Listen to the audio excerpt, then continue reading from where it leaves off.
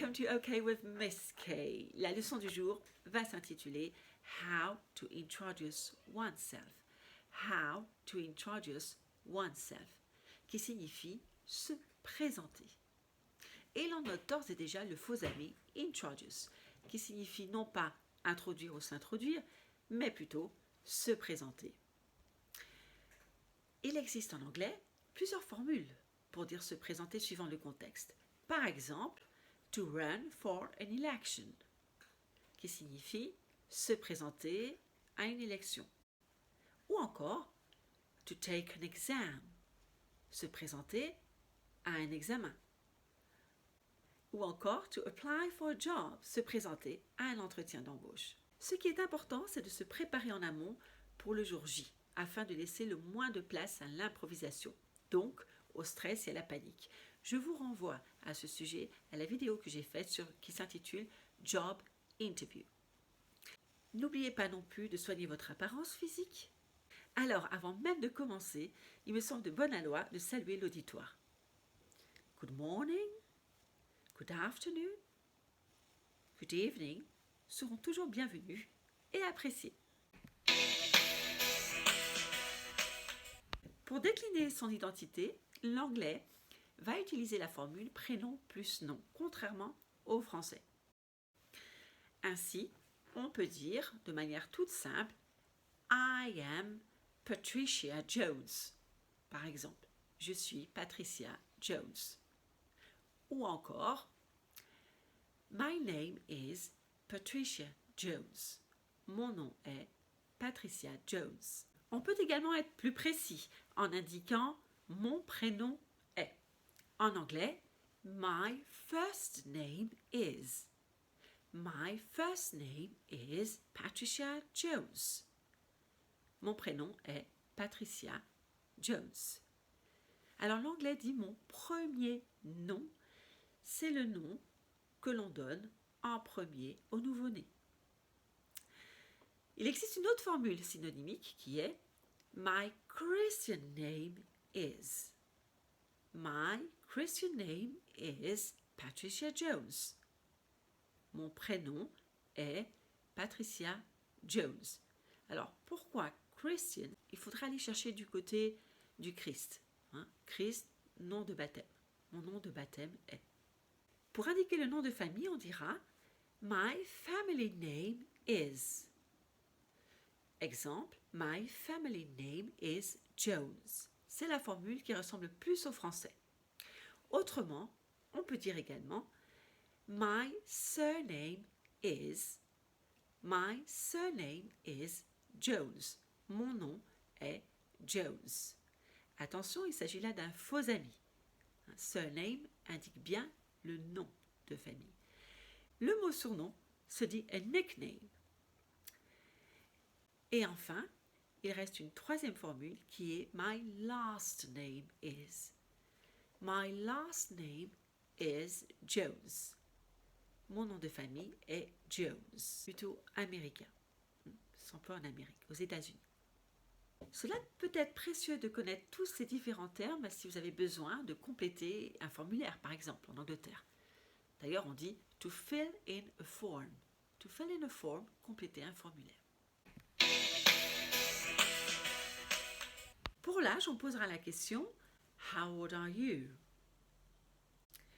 Et on répondra I am 16. I am 17. J'ai 16 ans. J'ai 17 ans. Remarquez au passage que là où le français emploie le verbe avoir, l'anglais, lui, utilise le verbe être. On comprend mieux cette petite différence quand on traduit la formule intégrale. Par exemple, I am 16 years old ou I am 17 years old, qui signifie exactement la même chose. J'ai 16 ans, j'ai 17 ans. Mais si on veut détailler un petit peu plus la traduction, on dira je suis âgé de 16 ans ou je suis âgé de 17 ans. Et de ce fait, on comprend mieux donc pourquoi l'anglais utilise le verbe être. Après avoir indiqué votre âge, s'ensuit souvent la question sur le lieu de naissance ou la date de naissance.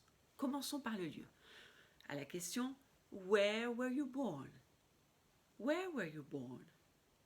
Là, vous répondrez I was born, suivi de la préposition in et de la ville ou du pays correspondant.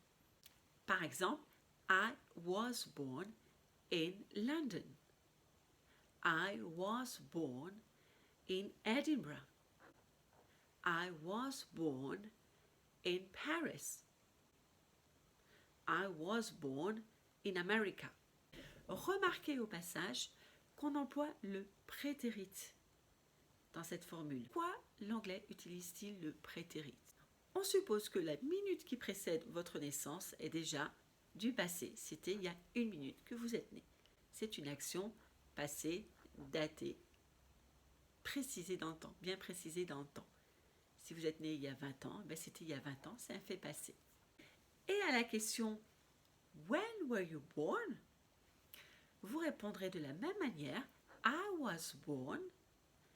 Si vous voulez indiquer uniquement l'année, vous pouvez dire « I was born in 1999 » ou « I was born in 2007 » par exemple.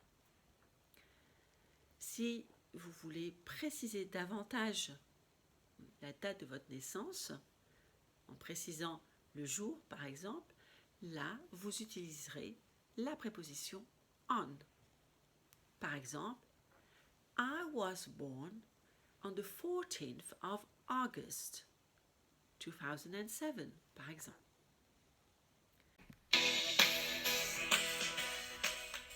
Pour préciser votre lieu d'origine, vous pouvez utiliser les formules suivantes comme I come from, I am from, suivi de la ville ou du pays. Par exemple, I come from Australia. I am from London. Vous pouvez également répondre pour la question de la nationalité par un adjectif. I am French. I am Australian.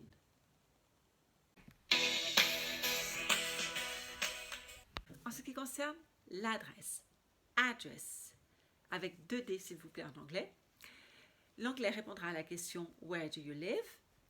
I live in 10 Downing Street. I live in 10 Downing Street. Or my address is 10 Downing Street. Ça vous dit quelque chose, 10 Downing Street?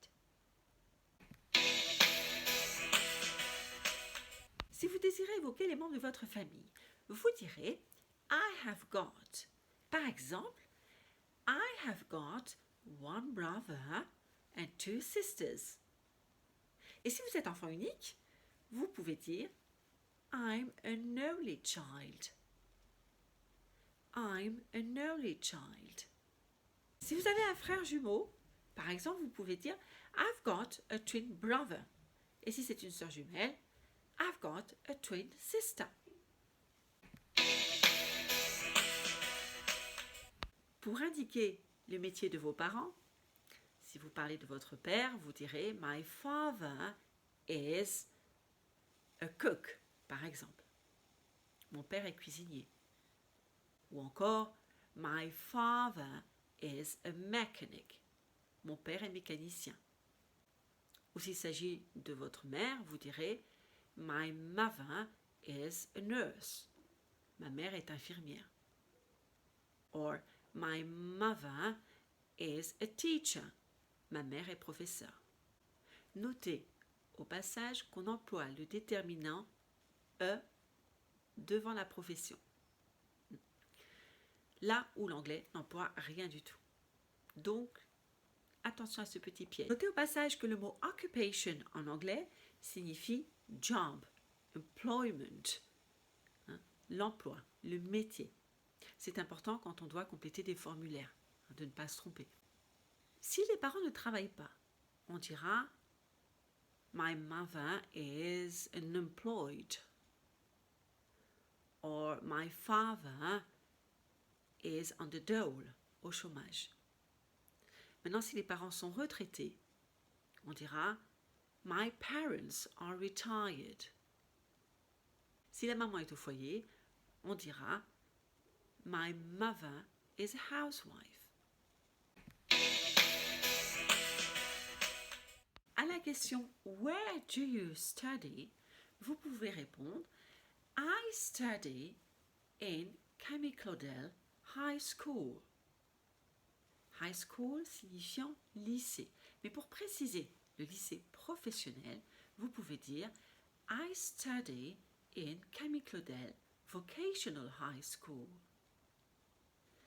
I study in Camille Claudel Vocational High School.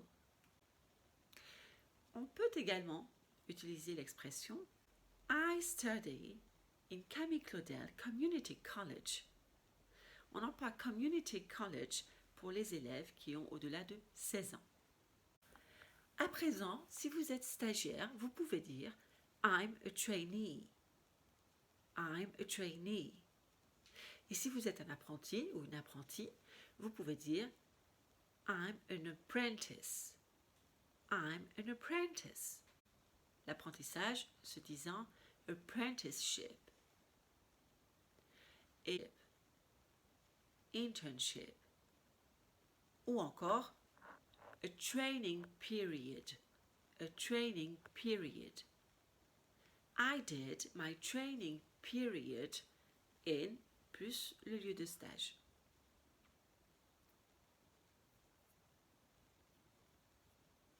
Ou I did my apprenticeship suivi du lieu de l'apprentissage. Vous pouvez également préciser le diplôme que vous préparez. D'ailleurs, le mot diplôme en anglais se dit diploma or degree. Il s'agit là d'un faux ami. Donc, si vous voulez dire je prépare actuellement un CAP, on dira I am currently preparing for a vocational certificate obtained 2 years after the 8th grade. Ou je prépare un BEP. I am currently preparing a vocational certificate obtained 2 years after the 9th grade. Si vous préparez actuellement le baccalauréat, vous pouvez dire I am currently preparing A-levels. Ou encore I am currently preparing for the baccalaureate. Ou encore et surtout aux États-Unis, on dira I am currently preparing for high school degree. Je prépare actuellement un bac professionnel. I am currently preparing for a vocational high school diploma. À la question What are your favorite subjects? Quelles sont vos matières préférées? Notez au passage que dans ce contexte, subject signifie matière et non pas sujet. Vous pouvez répondre My favorite subjects are French, le français, English, l'anglais. Je précise au passage qu'en lycée professionnel, il y a des matières générales également. Souvent, c'est la grande surprise. Et puis, sinon, vous pouvez préciser donc les matières professionnelles comme, je le reprends, sales, la vente, hospitality pour l'hôtellerie, catering pour la restauration, hairdressing pour la coiffure, commerce ou trade pour le commerce. On aura l'occasion de faire un petit point sur ces matières-là dans une autre vidéo. On conclut souvent sa présentation par les hobbies. What are your hobbies? Quelles sont vos passions, vos loisirs, vos divertissements? Alors si vous n'en avez qu'un seul, vous emploierez le singulier. Vous direz My hobby is running, par exemple. Ou alors, si vous en avez plusieurs, My hobbies are running, singing, swimming. Il existe d'autres expressions pour indiquer nos passions, nos divertissements, nos loisirs. Par exemple, une des plus courantes, c'est I like. I like running. J'aime bien courir. Ou encore, I love running. J'aime beaucoup courir. Et des expressions équivalentes comme I am keen on running. I am keen on running. J'adore courir. Une expression synonyme de I am keen on sera I am fond of. I am fond of running. J'adore courir. On peut également trouver l'expression I enjoy singing. J'apprécie de chanter. I enjoy singing. Et encore une petite dernière, I'm into. I'm into singing, qui est une expression synonymique des autres. J'aime beaucoup chanter. On trouve de temps en temps à l'issue de l'entretien, n'oubliez pas de saluer les membres du jury. Un petit goodbye ou un petit bye-bye sera toujours apprécié. Vous pouvez l'accompagner d'une formule comme Thank you for listening. Et puis voilà, vous avez entre vos mains tous les éléments pour faire une bonne présentation. Je vous dis donc à bientôt, see you soon, bye bye, et n'oubliez pas de liker et de vous abonner. Merci beaucoup, au revoir.